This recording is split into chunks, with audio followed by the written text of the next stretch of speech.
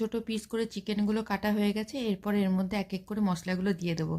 যেমন হলুদ গুঁড়ো, লঙ্কা গুঁড়ো, ধনে গুঁড়ো, গোলমরিচের গুঁড়ো, 1 চামচ তন্দুরি চিকেন মশলা, 2 চামচ জল ঝরানো টক দই, রসুন আর কাঁচা লঙ্কার পেস্ট 1 চামচ, পরিমাণ মতো নুন আর অল্প একটু তেল দিয়ে ভালো করে ম্যারিনেট করে রেখে দেবো। পকোড়াগুলো ভাজার পালা। ম্যারিনেট করা চিকেনের মধ্যে 2 চামচ কর্নফ্লাওয়ার আর 1 চামচ ময়দা দিয়ে ভালো করে মিশিয়ে নেব।